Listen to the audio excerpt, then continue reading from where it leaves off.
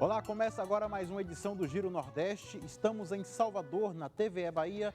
Você também pode acompanhar o programa nas emissoras parceiras em todos os estados da região Nordeste. Em 2 estados do Sudeste, no Espírito Santo pela TV Educativa e em São Paulo pela TVT. E ainda por nossas redes sociais, Instagram, Facebook, YouTube e Twitter. A nossa hashtag é Giro Nordeste. Sejam bem-vindas e bem-vindos. Um novo bilionário surge a cada 26 horas desde o início da pandemia, enquanto mais de 160 milhões de pessoas foram empurradas para a pobreza em todo o mundo. A concentração recorde de riqueza nas mãos de poucos e o empobrecimento de tantos. Esse é o assunto do Giro Nordeste de hoje. O nosso convidado é o advogado Jefferson Nascimento, coordenador de pesquisa, incidência em justiça social e econômica da Oxfam Brasil. Eu sou o Juraci Santana, da TVE Bahia, e vão participar do programa de hoje em seus respectivos estados. Henrique Douglas, da TV Antares, no Piauí, Ivina Souto, da empresa paraibana de comunicação, Carla Soraya, da TV Ceará, Paiva Rebouças, da TV Universitária do Rio Grande do Norte, Estela Mares Saldanha, da TV Universitária de Recife, em Pernambuco, Pedro Nascimento, da TV Aperipê, em Sergipe, e Marcos Saldanha, da Rádio Timbira, no Maranhão. Eu quero agradecer a todos e todas pela participação e vamos começar a nossa rodada de perguntas aqui pela Bahia. Jefferson, no Brasil existem apenas 55 pessoas que são bilionários e têm uma riqueza total de 176 bilhões de dólares. Enquanto isso, mais de 140 milhões de brasileiros estão passando fome ou se alimentando de forma não adequada. Por que o governo federal e o Congresso Nacional não aprovam retirar um pouco dessa minoria que tem muito para apoiar a grande maioria dos brasileiros que passam por tanta dificuldade para sobreviver? Seja muito bem-vindo. Olá, muito obrigado. Olá, Juraci. Olá, os companheiros aqui nessa noite. É uma excelente pergunta, né? Antes de mais nada, ressaltar novamente esses números, né, que são bastante chocantes, de um relatório que nós da Oxfam lançamos na semana passada, né, com uma perspectiva aí global a respeito do aumento da concentração de riqueza nesse contexto de pandemia. Né, a gente teve no planeta, durante esse período de 2 anos, o surgimento de um bilionário a cada 26 horas, e nesse mesmo período, cerca de uma pessoa morreu a cada 4 segundos vítima dos efeitos da desigualdade no período da pandemia. E no caso do Brasil, especificamente, 10 novos bilionários surgiram nesse período de 2 anos da pandemia, enquanto, como você bem ressaltou, cerca de 55% da população brasileira se encontra em condição de insegurança alimentar.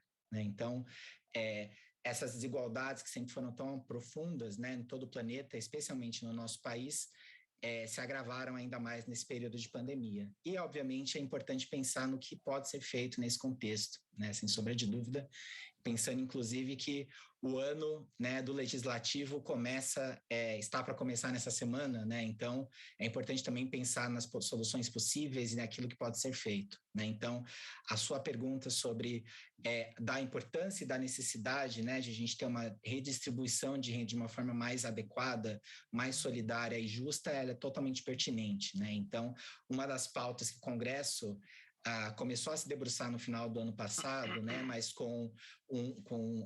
infelizmente ainda não com a ênfase que deveria ser dado a uma maior justiça social, é o tema da reforma tributária, né? Então, essa pauta certamente estará aí na agenda do Congresso Nacional, que retorna agora nesse início de fevereiro. Esperamos que a pauta, né, de um sistema tributário mais progressivo, mais justo, mais solidário, seja algo aí que seja abraçado pelos congressistas nesse ano tão importante, 2022, ano de eleição, e o ano ainda que a pandemia continua entre nós.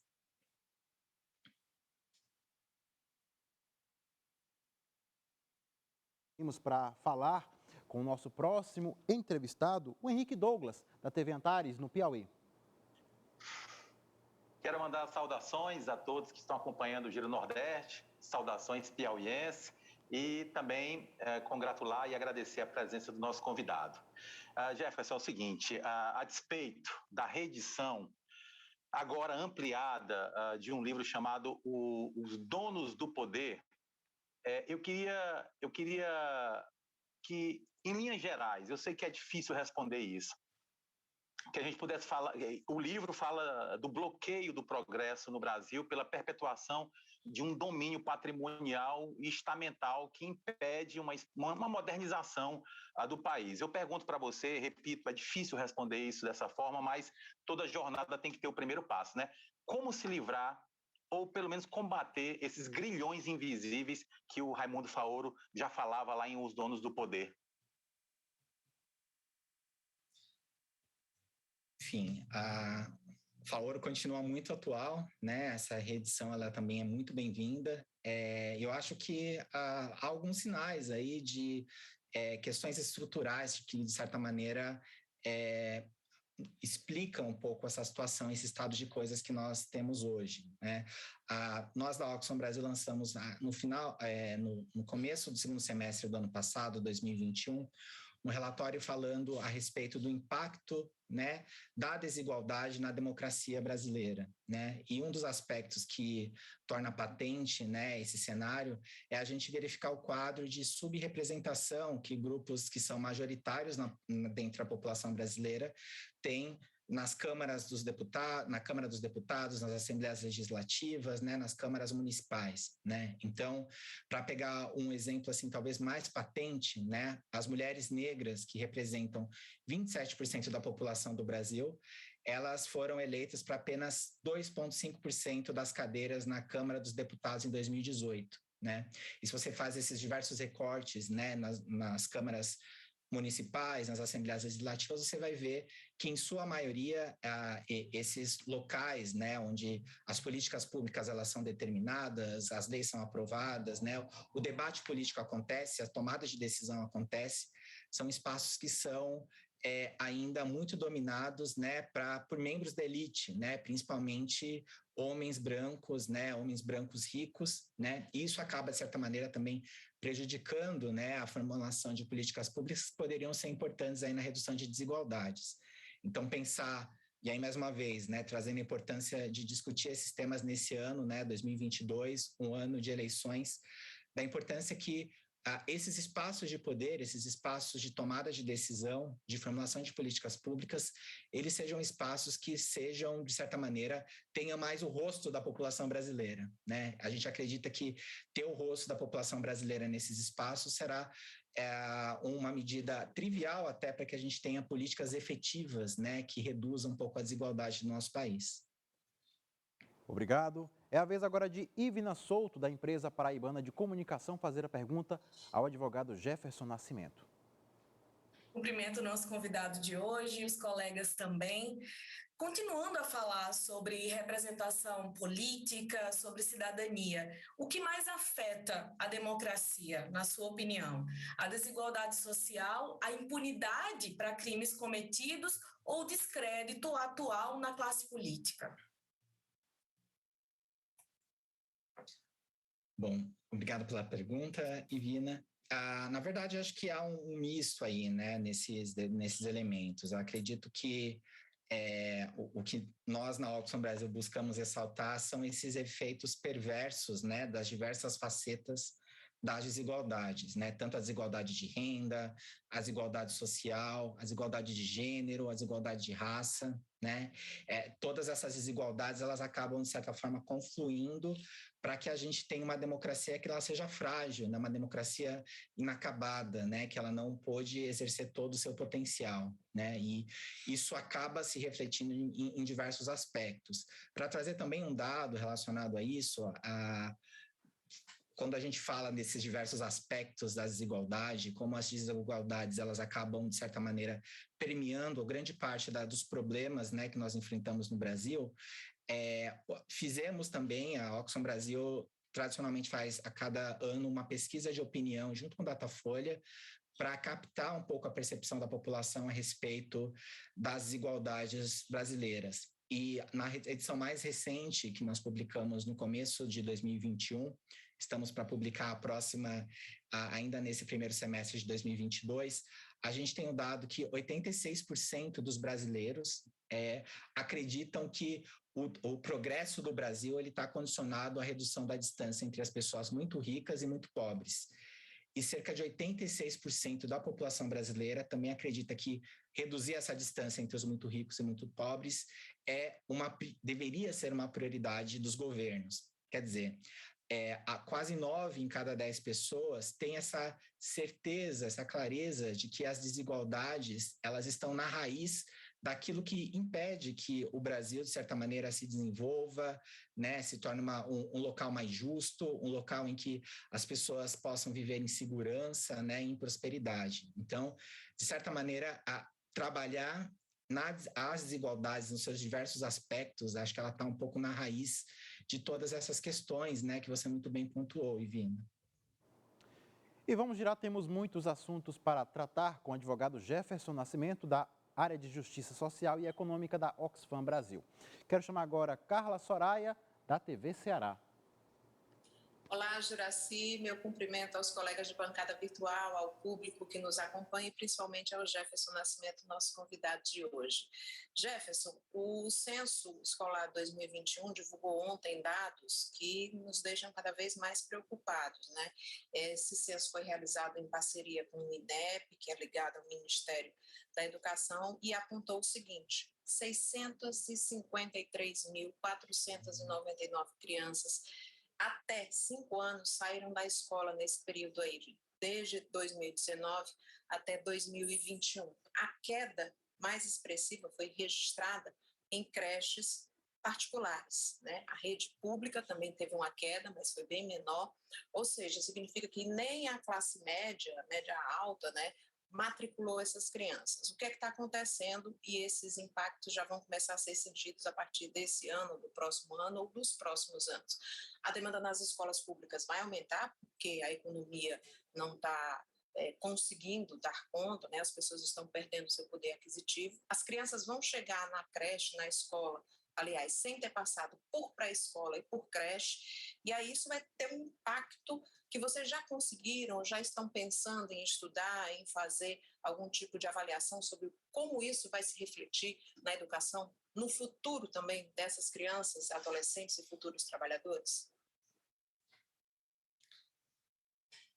Obrigado pela pergunta, Carla. Pergunta super importante, né? Esses dados relacionados ao censo educacional, né? Trazendo aí mais um aspecto desse impacto também, né? Da pandemia que causou aí, né? Com relação ao acesso, né? À rede escolar. E sem sombra de dúvida, né? Falar em educação, né? É falar também uma política pública social com impacto, um alto impacto, esse tipo de política social na redução de desigualdades. E da mesma forma, né, a queda das matrículas, né, a quantidade de pessoas, né, de crianças, né, adolescentes e jovens que ficaram fora, né, desses estabelecimentos, sem sombra de dúvida, vai impactar de uma forma significativa também nas desigualdades, né? E eu conjugaria um pouco esse dado que você trouxe os dados que o IBGE também apresentou também nessa semana a respeito do desemprego, né? A gente teve um pequeno recuo do desemprego, né, recente aí no último trimestre, né, de 2021, muito também a responsabilidade um pouco desse recuo por conta das contratações temporárias, né, do final de ano, né, que é algo tradicional, mas ainda assim uma taxa elevada, né, de 11,6%, né, caiu um pouco, mas ainda continua uma taxa elevada. Mas um dado desse levantamento do IBGE, que também se conjuga um pouco com essas informações sobre o censo escolar, que é a queda da renda do trabalho, né? A gente voltou a ter uma queda da renda do trabalho para o menor valor desde o início da série histórica em 2012. Né? Então, a gente está tendo alguma recuperação no emprego, mas essa recuperação no emprego se dá por meio de trabalhos muitas vezes precarizados, né, com menor volume de renda. E, cabalmente, né, essa maior presença, né, de jovens e crianças no estabelecimento escolar, isso vai impactar no longo prazo também, né, as oportunidades aí de geração de renda no longo prazo. Então, no curtíssimo prazo, a gente tem queda, né, da renda da renda real advinda do trabalho, né, a gente está numa queda constante aí, e esses números com relação à educação mostram que esse cenário, né, as condições que poderiam reverter esse cenário logo depois da pandemia também estão sendo, de certa maneira, minadas, né, pelo impacto aí dessa redução das matrículas no ensino, tanto público quanto também privado. Obrigado mais uma vez, Jefferson. A nossa hashtag para quem quiser fazer perguntas e comentários é Giro Nordeste. E vamos à participação de Paiva Rebouças, da TV Universitária do Rio Grande do Norte. Boa noite, Horaci. Boa noite, colegas de bancada, você que assiste nosso programa. Jefferson, acho que você acompanhou, todos nós acompanhamos, o presidente Jair Bolsonaro gastou 26 milhões nos cartões corporativos da presidência. Isso é 19% a mais do que gastou Dilma, do que gastou Temer, né?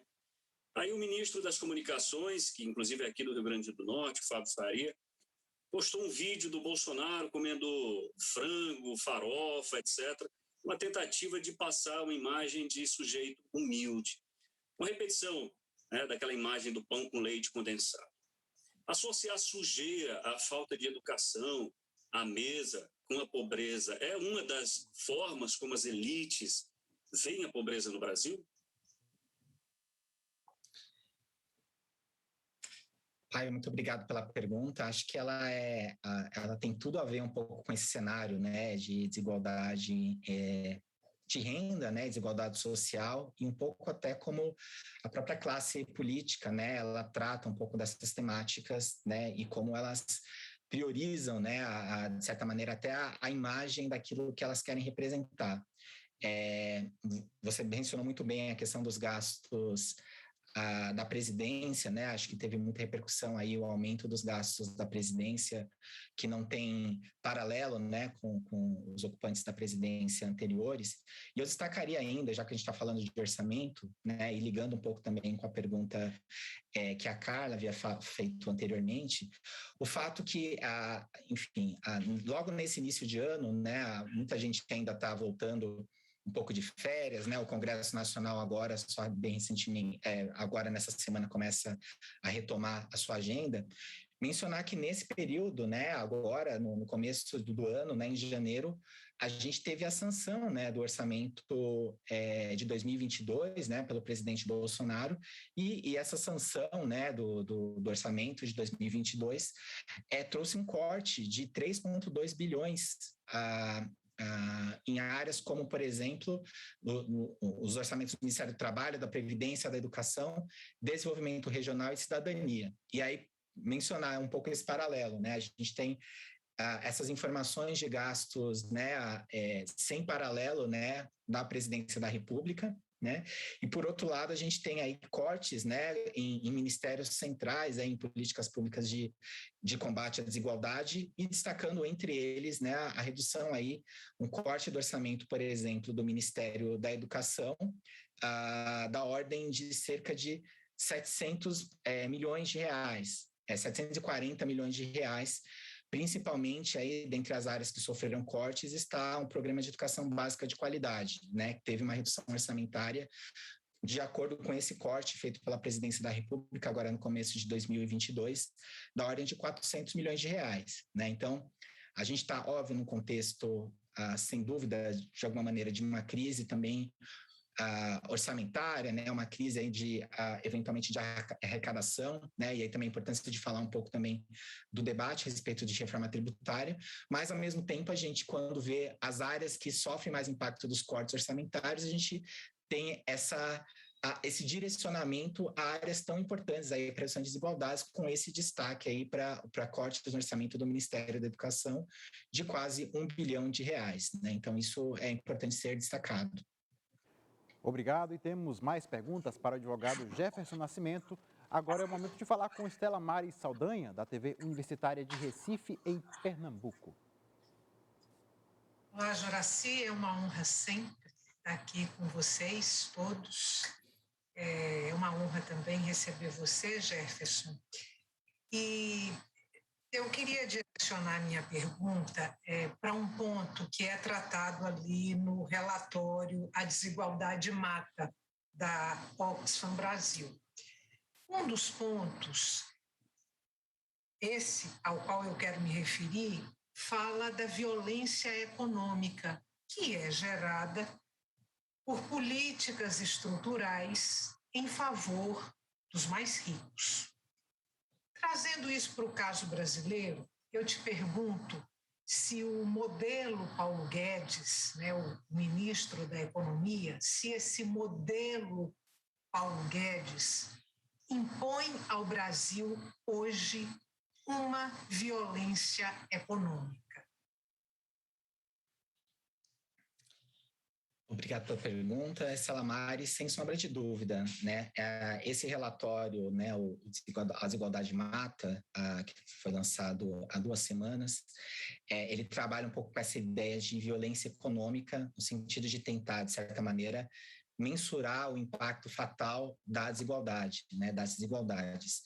E esse impacto fatal, que aquele número que trazemos, que no período da pandemia, né, a desigualdade teria matado cerca de 24 mil pessoas ao redor do mundo por dia, o que dá uma pessoa a cada 4 segundos, pelos diversos efeitos aí, pelo efeito, por exemplo, da aumento da pobreza, o aumento da fome, da dificuldade de acesso a serviços de saúde, por exemplo, no contexto de pandemia, da morte evitável, por exemplo, pela falta de acesso a vacinas contra a Covid, né?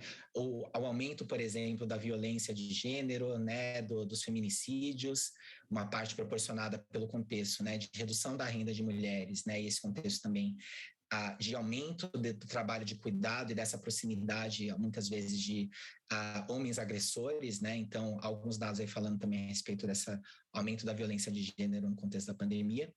E falar um pouco do governo federal hoje em dia, de certa maneira, também é falar a respeito disso, né?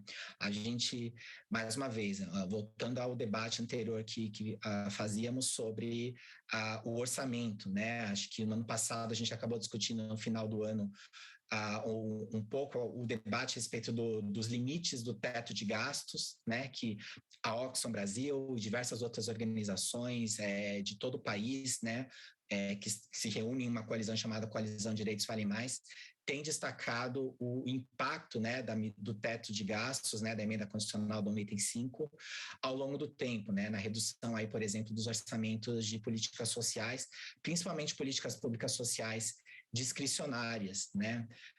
Há uma parcela dessas políticas públicas que elas têm o seu orçamento meio que garantido por pisos constitucionais, como saúde e educação.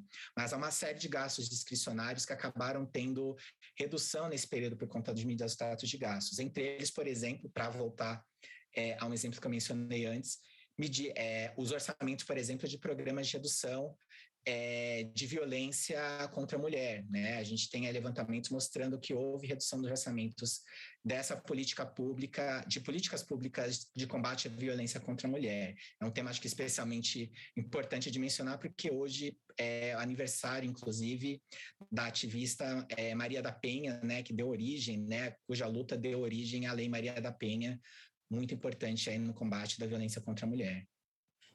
Obrigado mais uma vez, Jefferson. Quem está assistindo ao Giro Nordeste pode fazer perguntas e comentários nas nossas redes sociais, Instagram, Facebook, YouTube e Twitter. E vamos girar e falar agora com Pedro Nascimento, da TV Aperipê, em Sergipe. Olá, Juraci. Olá, colegas da bancada. Meus cumprimentos também ao pessoal que acompanha a gente de casa e ao nosso entrevistado de hoje. Jefferson, de acordo com a FGV Social, que é da Fundação Getúlio Vargas, atualmente aqui no Brasil, quase 28 milhões de pessoas vivem abaixo da linha da pobreza. O auxílio emergencial ele fez com que esse número não fosse ainda maior, mas ainda é extremamente preocupante a situação atual. Para o senhor que acompanha esse cenário, há uma perspectiva de melhora para este ano diante de tantos aumentos de energia, gás de cozinha, alimentos e outros custos mensais? Olá, Pedro, obrigado pela pergunta. A gente tem acompanhado aí com alguma preocupação, né, as perspectivas para esse ano de 2022. Como você bem mencionou, né, acho que o auxílio emergencial ele teve um papel importantíssimo aí, principalmente no primeiro ano da pandemia, né?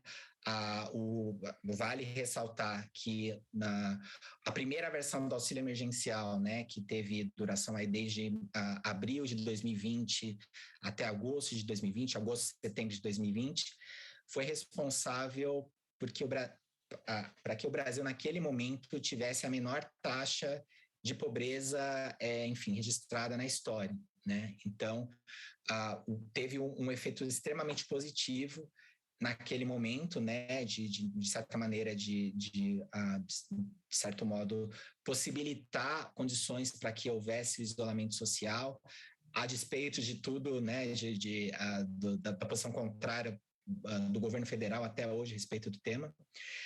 E a gente vê que, a partir de então, o próprio auxílio emergencial ele foi se reduzindo de valor e de cobertura até chegarmos ao cenário de hoje, né, que o auxílio emergencial foi substituído por um Auxílio Brasil, que é um substituto, por sua vez, do Bolsa Família, que uma política pública que foi meio construída a partir de remendos, né, uma política pública construída, de certo modo, sem ter uma focalização que era um dos fatores tão importantes, né, e que fez com que o Bolsa Família fosse tão premiado e comemorado ao redor do mundo. Então, a gente começa esse ano, 2022, né, um ano que a pandemia continua entre nós, um ano em que o desemprego continua alto, um ano em que a gente tem uma perspectiva de inflação alta, principalmente inflação de alimentos, com o seu principal programa social, programa de transferência de renda, como um substituto, né, no qual a gente não tem ainda uma certeza a respeito do seu alcance, né, e nem do seu valor. A gente tem uma garantia do valor do Auxílio Brasil até o final de 2022. Então, nos preocupa muito, inclusive, esse aspecto, de certo modo, até eleitoreiro, né, do Auxílio Brasil, que parece estar menos preocupado, né, em, de certo modo, servir como um colchão, né, de proteção, né, para a população brasileira em condições de maior vulnerabilidade, menos preocupado com isso e mais preocupado, talvez, aí, em ser uma garantia eleitoral para o governante da vez, né, que concorre à reeleição em outubro. Obrigado, Jefferson. E vamos agora à participação de Marcos Saldanha, da Rádio Timbira, no Maranhão. Olá, sempre uma honra, um prazer enorme compor essa bancada, a bancada arretada, esse olhar nordestino sobre o Brasil, né? E a minha pergunta é o seguinte, Jefferson, há uma frase atribuída ao Eduardo Galeano que diz o seguinte, vou ler aqui: a justiça é como uma serpente que só morde os pés descalços. E como aumentam os pés descalços e a fome da serpente nesse período que a gente vive, eu queria que você me falasse um pouquinho sobre essa desigualdade legalizada, institucionalizada. Eu vou tirar um pouco o peso da política, que, claro, é indiscutível, mas entrar um pouquinho na justiça, né? Qual é o peso dessa justiça também na questão da desigualdade? Quer dizer, o judiciário também tem sua parcela, que às vezes a gente, no debate político, né, dá uma aliviada para eles.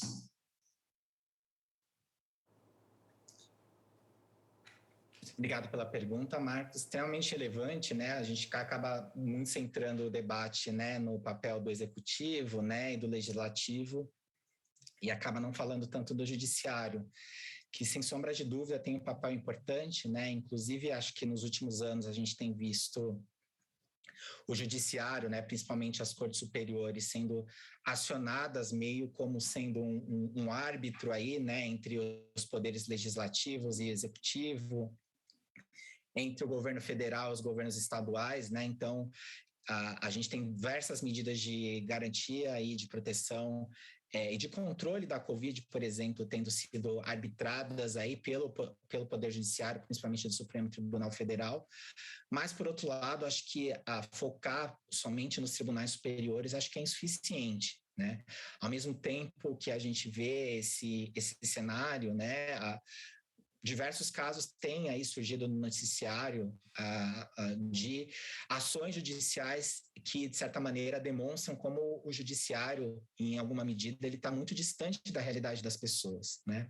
Há um número considerável de ações que a gente tem visto no noticiário, por exemplo, de pessoas que têm sido presas, né, e detidas por pessoas que, por exemplo, vão e furtam um alimento, né, pessoas em situação de extrema necessidade que vão em um pacote de bolacha e alguma coisa desse tipo, e a própria doutrina, né, do crime de bagatela não tem sido aplicada em grande parte do Brasil, né, então, de certa maneira, também essa distância entre o judiciário, né, e as pessoas. Outro caso que rodou bastante essa semana, um caso de uma senhora, né, que foi detida depois de furtar 2 baldes de água, né, para cozinhar para os seus filhos, né, na sua casa a água estava cortada, ela pegou 2 baldes de água, né, para cozinhar para os seus filhos, e isso fez com que ela fosse presa. Ela ficou 4 meses detida por conta dos baldes de água que ela utilizou. Na verdade, ela responde aí do processo, não está detida, mas ela responde aí do processo, né? Quer dizer, uma mãe pegando água para cozinhar para os seus filhos, isso em Minas Gerais ainda, né? Um estado em que a gente tem alguns crimes ambientais célebres, alguns envolvendo, inclusive, contaminação de água, no qual a gente não vê, de certa maneira, a mesma atividade, né?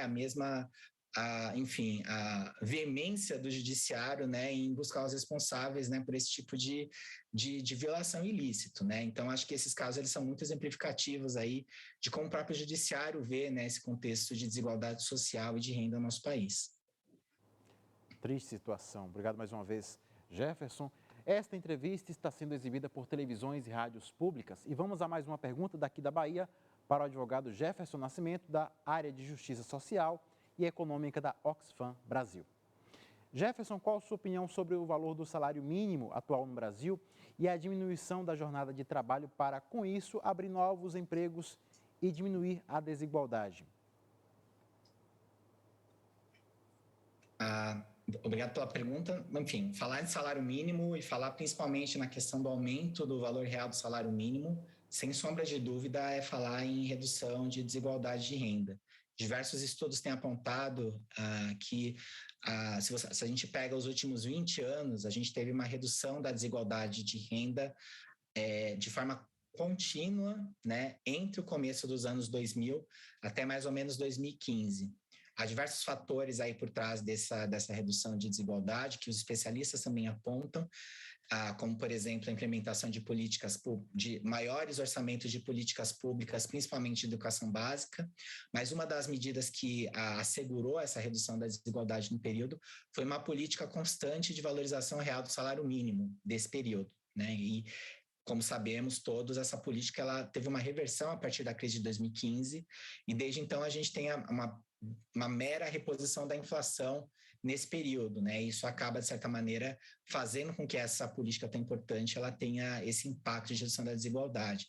E obviamente, né, acho que é sempre importante falar de valor de salário mínimo, não dá para a gente mencionar essa temática sem mencionar o contexto inflacionário que a gente vive, principalmente do contexto da inflação de alimentos, né? Então, a gente sabe que quanto mais pobre a pessoa, mais ela gasta maior é a parcela da renda que ela gasta com alimentos. Então, falar em um aumento de inflação é falar principalmente de diminuição do poder de renda, né, das pessoas mais pobres. Quer dizer, a maior parte da parcela da renda das pessoas mais pobres vai para alimentos, os alimentos eles têm sofrido uma inflação acima da média inflacionária, né? Acho que isso é muito importante. É óbvio também mencionar que estudos importantes, né, importantes parceiros da sociedade civil, importantes estudos têm mostrado que, como por exemplo o DIEESE, né, que faz esse levantamento tradicional a respeito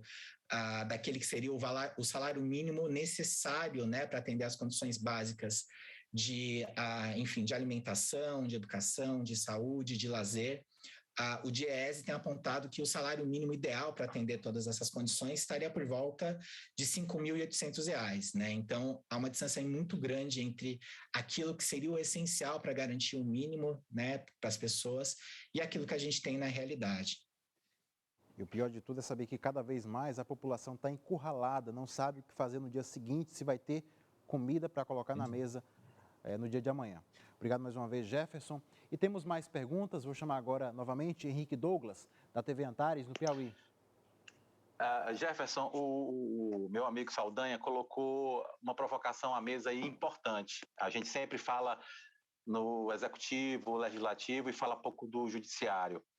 E junte-se a isso, Jefferson, essa questão da discussão do Estado mínimo, que está presente nesse discurso mais liberal e esteve também muito presente nessa questão que se relaciona à pandemia. E veja só você, como o judiciário pode se comportar com todas essas intercalações, Estado mínimo, essa situação de pandemia e muita pobreza. Como o judiciário pode remexer as entranhas do executivo e do legislativo para dar um diarrudeio, para usar um termo bem teresinense, dar um diarrudeio nessa chaga social recente que são os moradores de rua no país.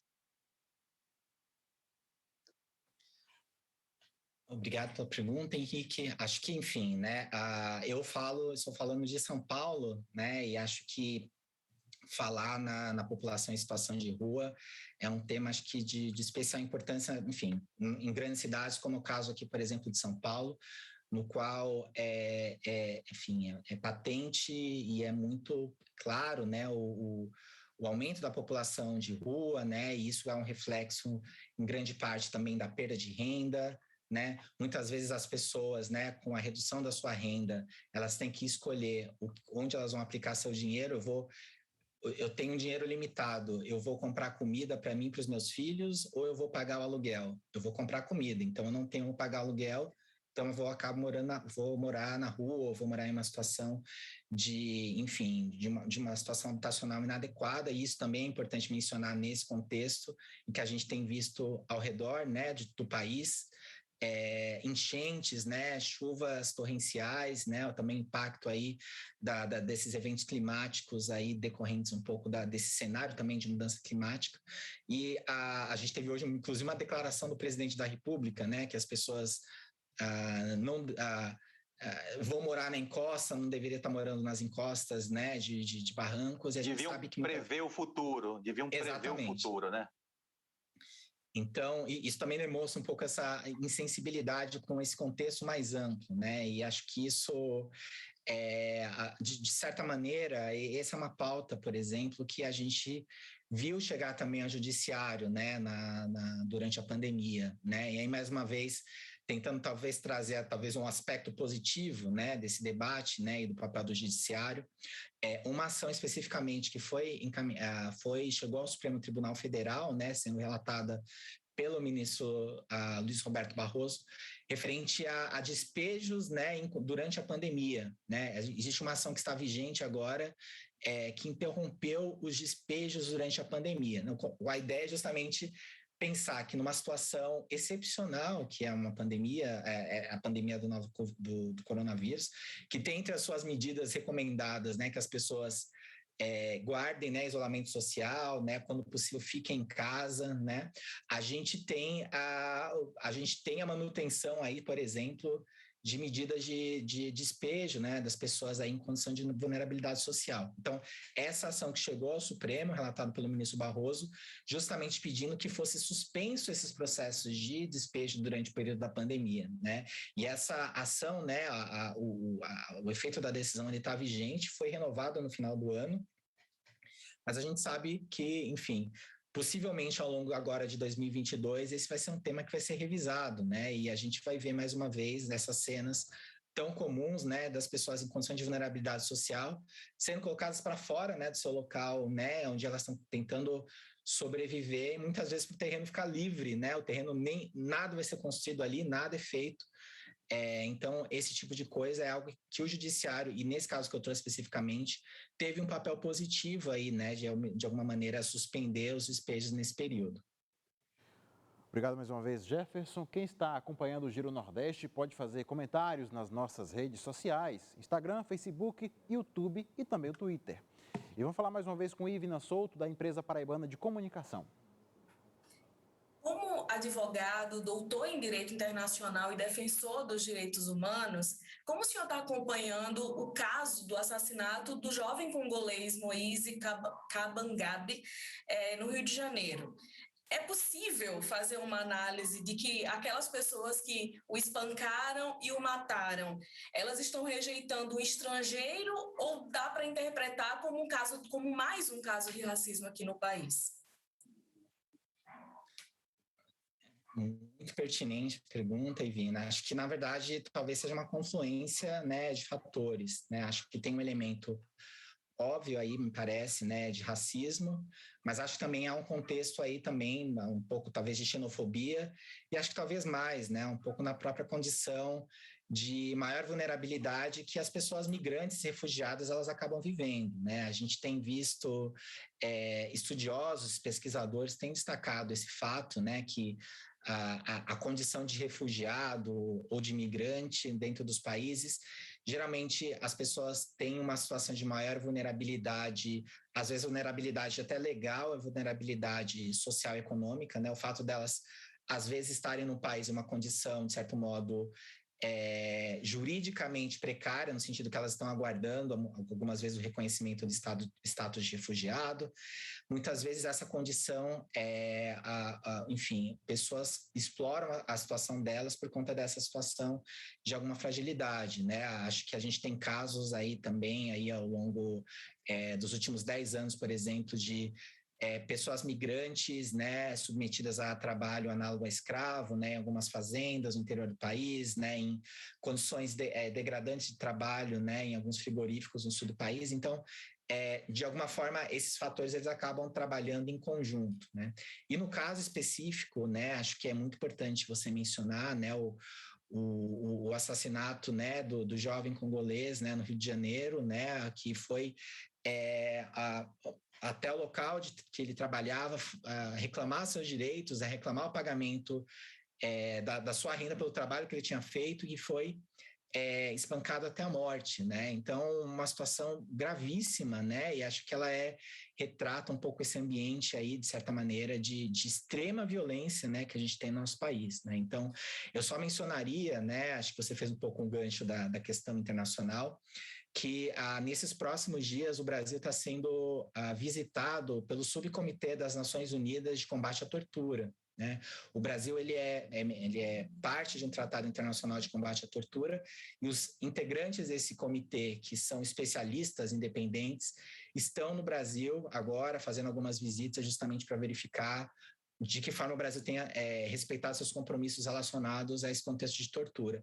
E certamente essa temática, né, ela vai ser levada também a esses especialistas que têm visto com preocupação o aumento tanto da tortura como casos de execução, né, e de violência, aí principalmente também contra a população negra. Obrigado, nós seguimos com mais questões para o advogado Jefferson Nascimento, da área de Justiça Social e Econômica da Oxfam Brasil. É o momento de mais uma pergunta de Carla Soraya, da TV Ceará. Jefferson, eu queria tocar numa questão que tem a ver ainda com a primeira pergunta, que é por conta das crianças que não conseguem ter acesso à escola.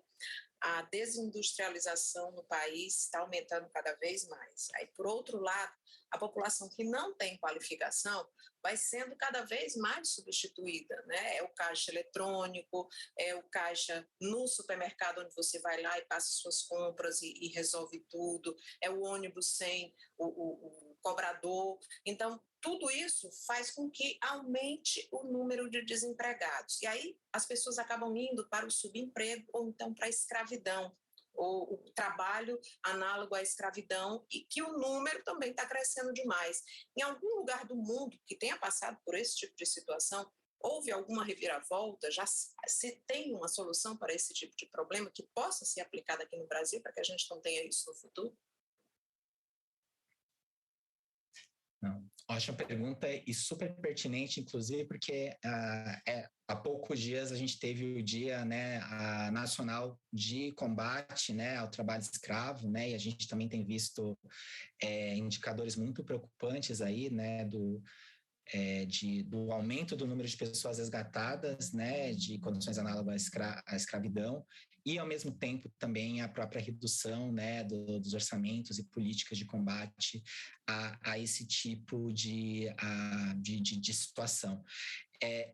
Talvez o vínculo que eu faria com sua pergunta, Carla, é mencionar o fato de que, em alguma medida, né, acho que realmente é um contexto super desafiador, né, um pouco de mudança do mercado de trabalho, né, um pouco da substituição, né, da composição da renda, né, a gente tem visto aí um aumento, né, do setor de serviços, um pouco aí é o que a gente chama de economia 4.0, né, então, e de certa maneira os jovens, eles têm sido especialmente impactados, né, por esse cenário, né, quando a gente pega, eu falei agora há pouco, né, da taxa de desemprego um pouco maior que 11%, quando a gente pega essa taxa, né, nos jovens, é uma taxa muito maior, né?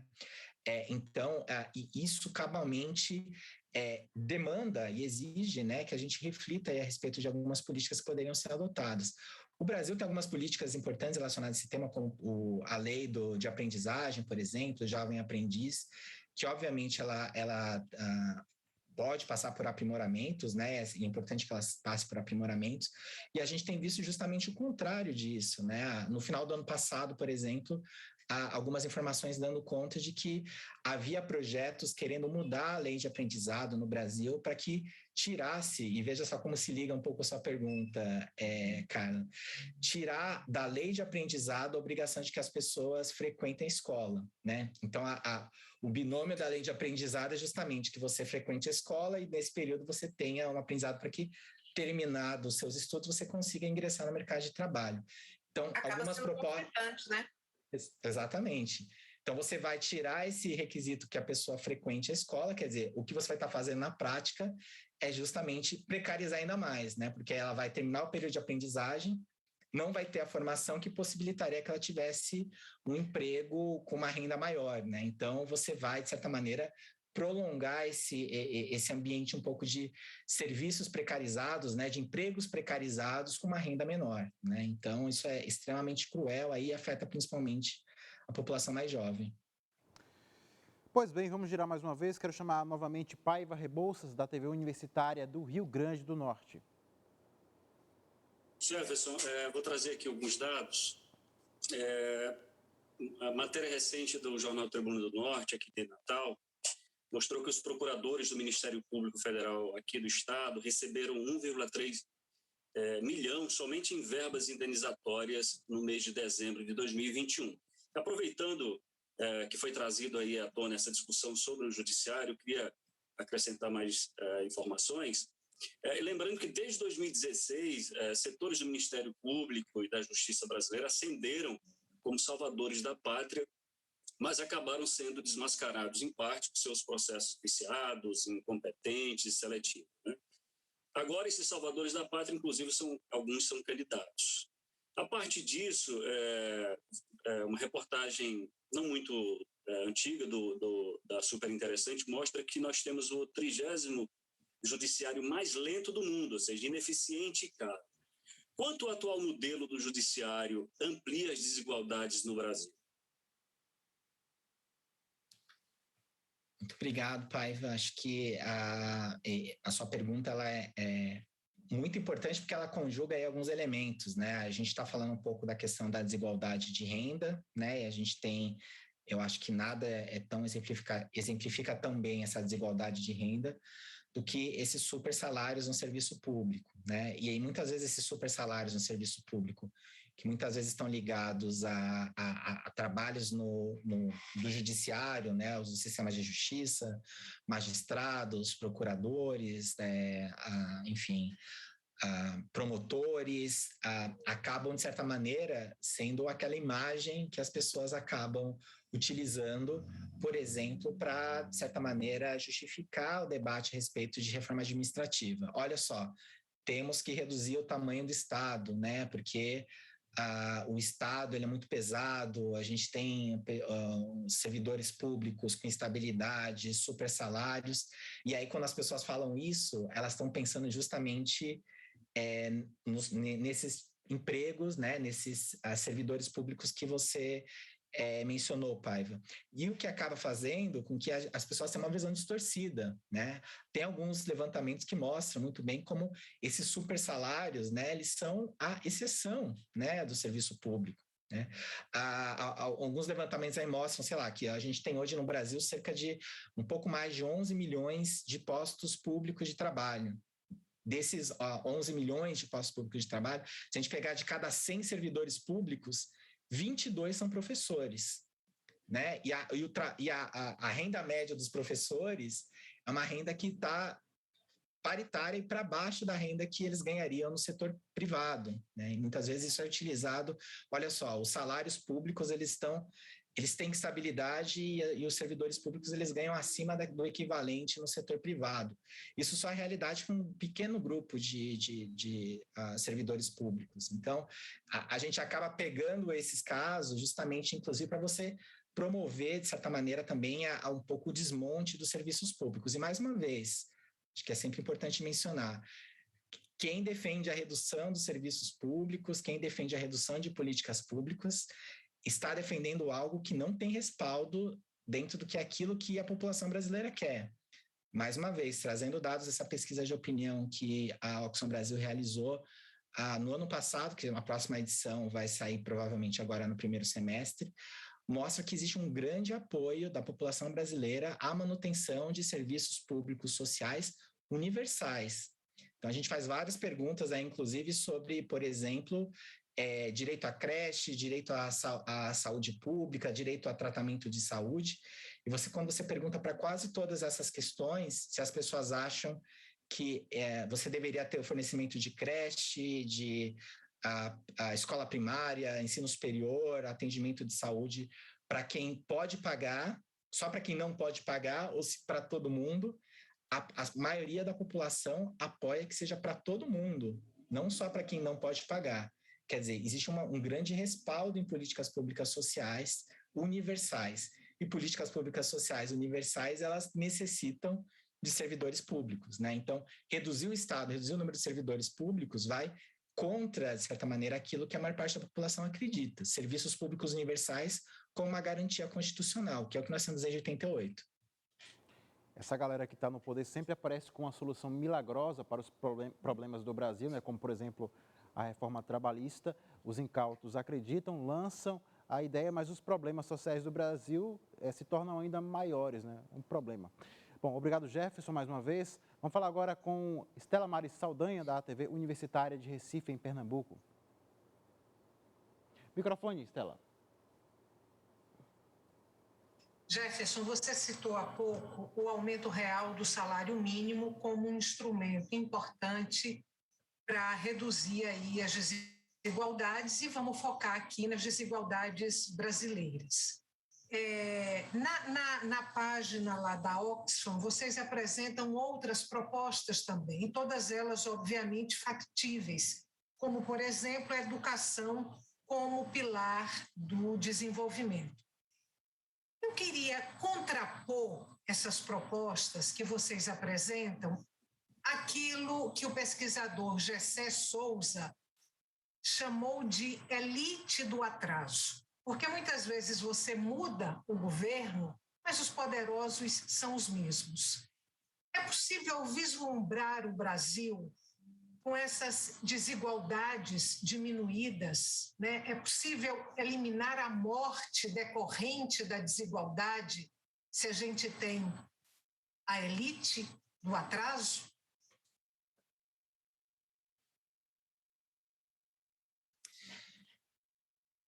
Uma grande pergunta, mas, enfim, eu acho que a saída é um pouco naquilo que nós falávamos logo no início, Estela Maris. Eu acho que tem um elemento importante, e eu acho que talvez o nosso papel que a gente sempre tenta trazer também para o Oxfam Brasil é sempre, enfim, falar sobre desigualdades no Brasil é sempre um tema muito difícil, né? Porque as pessoas olham essa pauta e olham esse cenário brasileiro.